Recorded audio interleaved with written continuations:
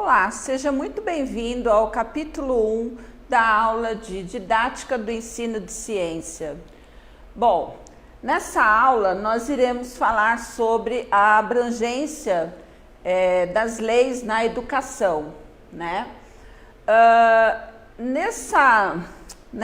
Nessas leis, lá no comecinho, a criança ela passou por várias mudanças, passou e passa, né, por muitas mudanças, pois a sociedade a sociedade ela estava passando por profundas transformações e acabavam influenciando o meio aonde essa criança estava ou vivia. Essas mudanças, ela ocorre tanto por meio da comunicação, como das brincadeiras infantis, dentro da educação, tá? São mudanças recorrentes ao social que ali está. Com todas essas ocorrências, o tratamento que se dava às crianças, eles achavam que essas crianças eram seres imaturos, né? Seres não pensantes, os bebês, né? Principalmente, que eram seres frágeis, que eram incapazes de transmitir alguma coisa para a sociedade, né? De qualquer forma. Só que isso começou a ter mudanças. Hoje, com as tecnologias que nós temos, com a própria situação, né, que nós estamos vivendo, tudo isso está mudando, né, porque as crianças elas têm muito mais acesso às mídias hoje em dia, então isso faz com que elas até apareçam perante a sociedade. Só que todas essas crianças, elas têm os seus direitos, lógico, têm os seus deveres também, mas possuem os seus direitos. E esses direitos, eles estão garantidos, ou por emendas, ou por reformas, que estão dentro da Constituição. E como a Constituição Federal ela é a máxima, ela é a maior dentro do país, o que isso acontece? Vamos pensar assim, ó, eu tenho a Constituição, essa Constituição, ela é a base, né? Ela é o meu alicerce. Então, se eu fosse construir uma casa, essa Constituição, ela estaria ali, dando alicerce às paredes. As paredes seriam quem? A LDB, né, que veio mediante a Constituição. Então, foi criada-se a Constituição, a LDB, muitas vezes o que nós observamos na LDB, que tem as leis e tudo mais, elas puxam as leis da Carta Magna, né, que é o que? A Constituição, nada mais é do que isso. E lá em cima, no telhado, o que nós temos? Nós temos os BCNs, os DCNs, nós temos o RCNE, que é o que a gente mais vai ver. Por quê? Porque eles são os referenciais para a educação infantil, tá?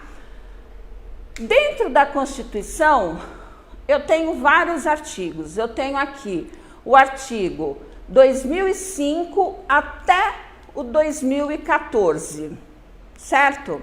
Esses artigos, eles correspondem todos à educação, mas eu tenho o artigo 209, que ele é um pouco mais significativo. Por quê?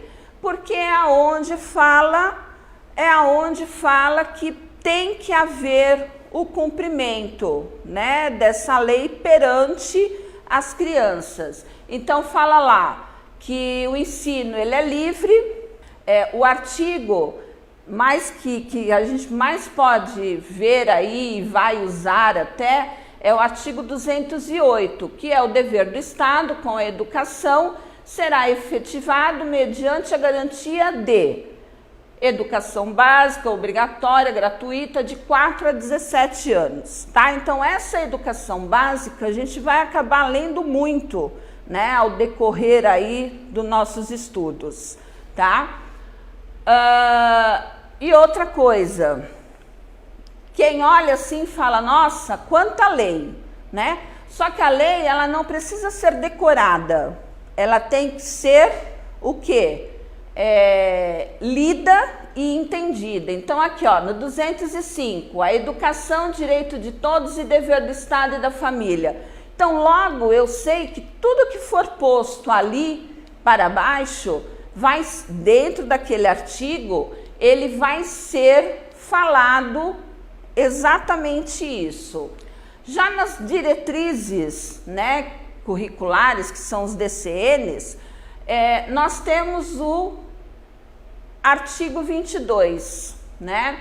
Esse artigo, ele fala da educação infantil, que tem por objetivo o desenvolvimento integral da criança em seus aspectos físicos, afetivos, psicológicos, intelectuais, sociais, complementando a ação da família e da comunidade.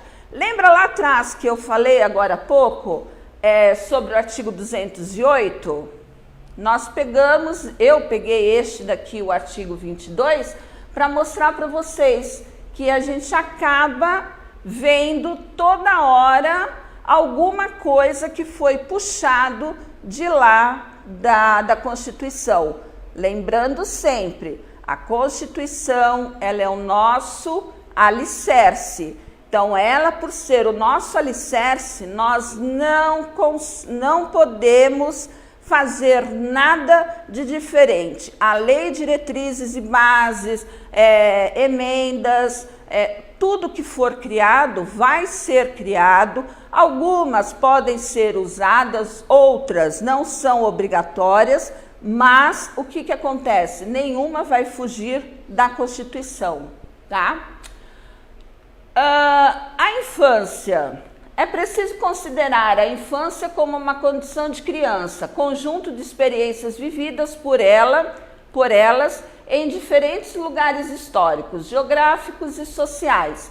É muito mais que uma representação dos alunos sobre essa fase de vida. É preciso conhecer as representações de infância e considerar as crianças concretas, localizá-las como produtoras da história, né? Quem escreveu isso foi o Kuhlman.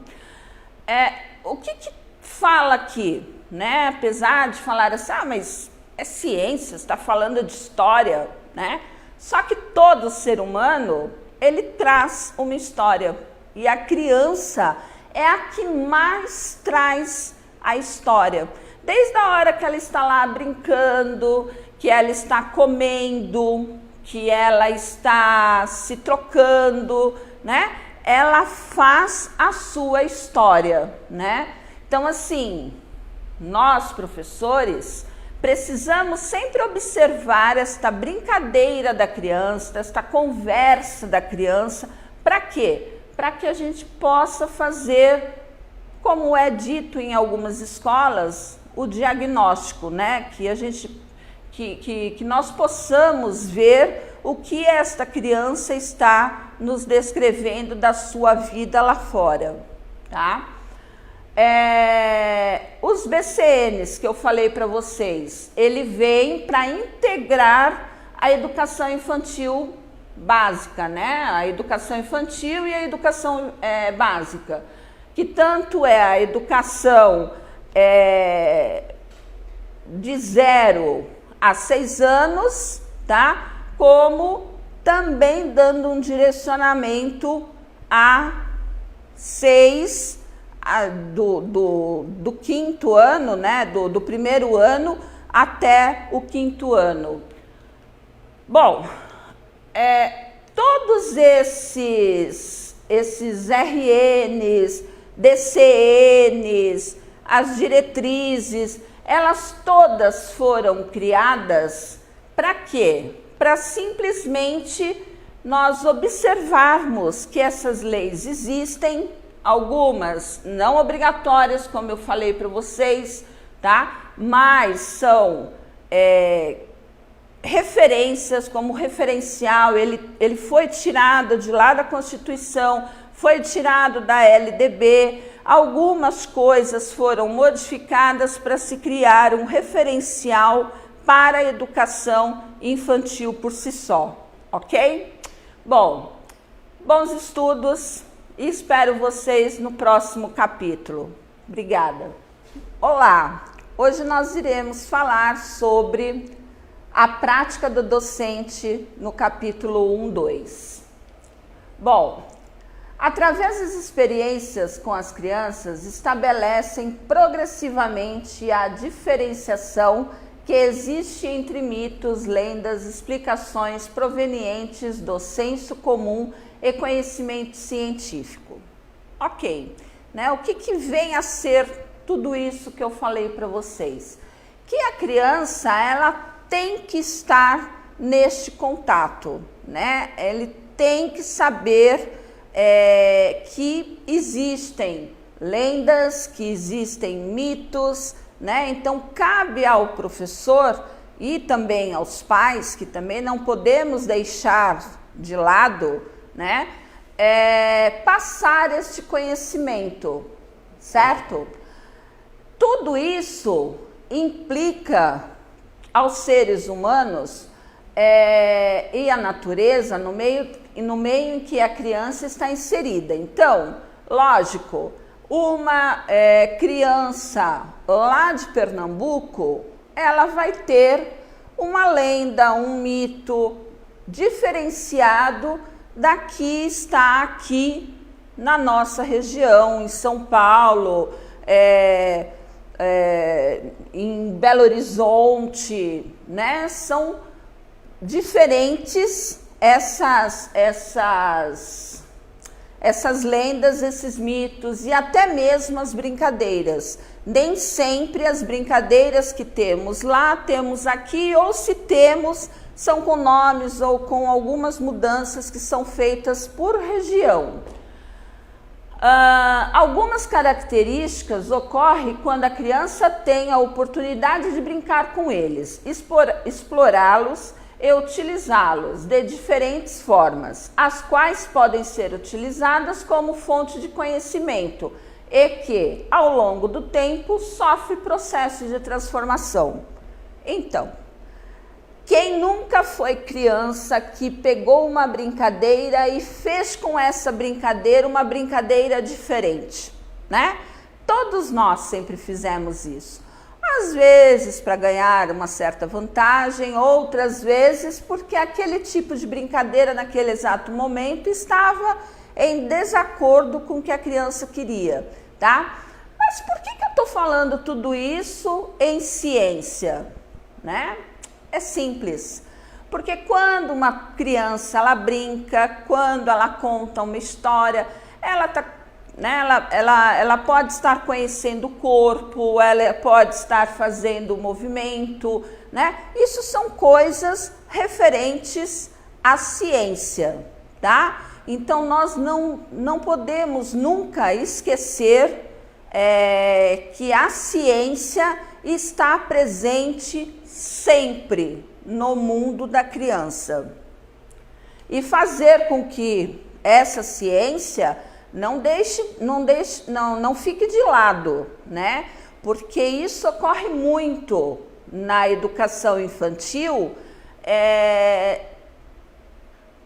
Os próprios professores, né, pelo conteúdo não ser tão extenso, eles acabam deixando um pouco de lado, dando mais ênfase à matemática, a português, né, até mesmo a história. Só que a ciência, ela é também uma base. Por que ela é uma base? Porque ela está conhecendo o seu corpo, está conhecendo o mundo, está conhecendo movimentos, cores, os 5 sentidos, né? Então, tudo isso ela vai levar para o resto da vida dela, né? Então, não é importante ciência? Lógico que é. Apesar de muitos não ver desta forma. Como integrantes de grupos sociais ou socioculturais, eles vivenciam experiências, né? Por que eles vivenciam experiência? Porque eles estão trocando ideia, eles estão trocando conceitos, e tudo isso faz com que tenha um crescimento. Mas, lógico, cabe ao professor, dentro de sala de aula, planejar estas brincadeiras, cabe ao professor, dentro de sala de aula, fazer com que eles se relacionem entre um grupo, né? Cabe ao professor fazer com que eles interajam com o mundo, ou mesmo sair de sala de aula e ir para um pátio, fazer com que eles explorem um pátio, né? Fazer uma horta na escola. Tudo isso faz com que a criança desenvolva as suas habilidades.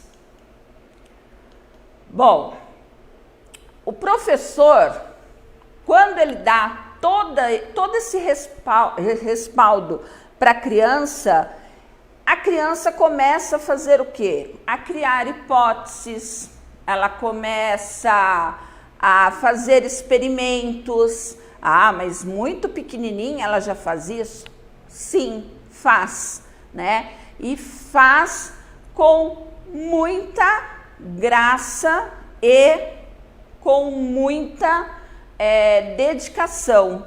E cabe ao professor, né, nós, a observar isso e incentivar sempre essas hipóteses das crianças. Por quê? Porque lá mais na frente, nos conteúdos, nós vamos ver que desde o momento que você deixa a criança explorar, a criança criar hipóteses, a criança desenvolver determinadas coisas, faz com que ela seja uma criança segura, né? Então, olha só como ciência é importante dentro da educação infantil, né? Mas também é necessário que o professor desenvolva em sala de aula, né, os conteúdos, pois todos os lugares são diferentes para o desenvolvimento da aprendizagem. É aquilo que eu falei para vocês, né? Que todo lugar tem que ser explorado. Se vai no pátio, ele pode explorar uma planta, uma flor, uma árvore, ele pode passar a mão no banco, ele vai ver a espessura do banco, se ele é grosso, se ele é fino, né? Então, assim, o professor tem que ter esta visão e fazer com que as crianças tenham essa oportunidade de aprendizado, não só ficar dentro de sala de aula, ok? Bons estudos e nos vemos num próximo capítulo. Olá, seja bem-vindo em nossa aula 1.3, onde iremos falar sobre o processo histórico. Bom, o processo histórico, ele se dá na Idade Média, né? Começa lá na Idade Média, onde a criança ela era considerada um ser não pensante e simplesmente ela se vestia conforme os adultos e até mesmo tendo posturas adultas. Já lá na Idade Média, na Idade Moderna, a criança rica era tratada com privilégios. A criança rica ela podia frequentar o colégio, né? Que eram dirigidos pela igreja, pelos jesuítas e destinados somente aos meninos. Conclusão, as meninas ficavam em casa junto com a mãe e se tornando uma futura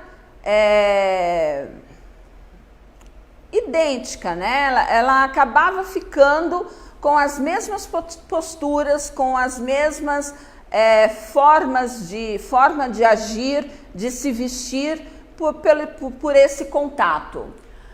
As formas de repreensão ao método pedagógico serviram grandes percursores em razão da infância, com realização de expansão à importância da infância, e grandes autores dispuseram ideias para o entendimento e desenvolvimento da criança. Um deles foi o Oliveira, né, que ele coloca que a concepção da educação básica, ela começou, né, da educação na infância, ela começou a ter uma evolução no sentido de dar importância. Dar importância a quê? Dar importância à formação dessas pessoas, atribuindo valores, valores sociais, valores políticos e econômicos, correto?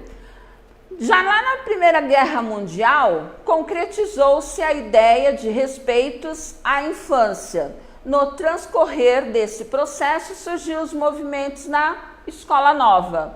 Para ele, ato de experimentar, pensar, julgar da criança. Então, até então nós vimos o quê?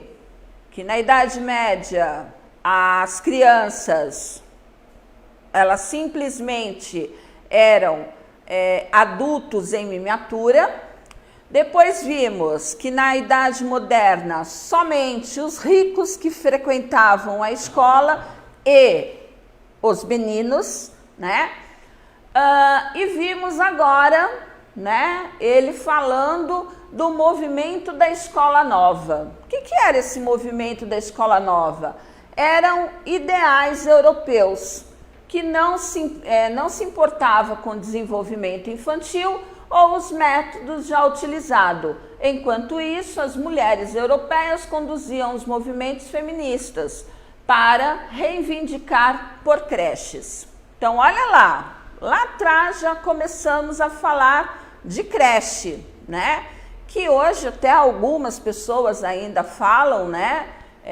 Usam o termo creche, até porque as crianças ficam nessas creches o dia inteiro para que os pais possam trabalhar, tá? E era o que elas estavam reivindicando. Por quê? Porque elas começaram a fazer parte do mundo econômico e social, aonde antigamente era somente dos homens, a mulher não tinha essa vez, tá? Então elas começaram a fazer essa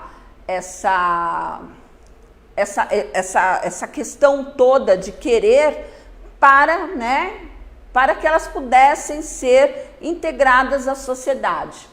Os jardins de infância foram surgindo aos poucos, depois de muitos debates no Brasil. Porém, no início, os jardins de infância eram focados somente para aqueles com maior poder aquisitivo. Olha lá de novo, nós voltamos naquela fase que quem frequentava a escola era somente ricos. Só que agora eles já não tinham mais ricos e meninos. Agora eram ricos e todos podiam, tá? Só que aí o que aconteceu? Começou a gerar atividades, né, para as mulheres, como o quê? Como mães crecheiras, né?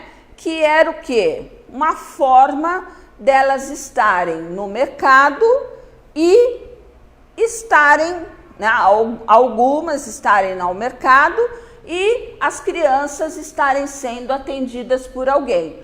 Só que, infelizmente, elas estavam sendo atendidas, mas por pessoas que eram mães, né? E como mães não era passado estudo nenhum, ela simplesmente ficava com as crianças. Na escrita de Emília Ferreiro sobre a orientação de Jean Piaget, por quê? Porque a Emília, ela estudou e trabalhou junto com Jean Piaget. Então, todas as vezes que nós Nós iremos falar da Emília e todas essas vezes nós estaremos junto com o Jean Piaget. Por quê? Porque ela seguiu a mesma linha de pensamento. E assim, essa linha de pensamento que ela seguiu era falando o quê? Que tinha que priorizar as crianças, dando oportunidade para que as crianças mostrassem o que elas traziam consigo, tá? O Brasil, na década de 90, forneceu finalmente um amparato para a base legal, para que a criança fosse reconhecida como um ser pensante e de direitos. Gente, olha, somente em 1990, né, que a criança começou a ter um pouco de oportunidade perante a sociedade, perante os pais, o vizinho, porque até então ela era um ser não pensante.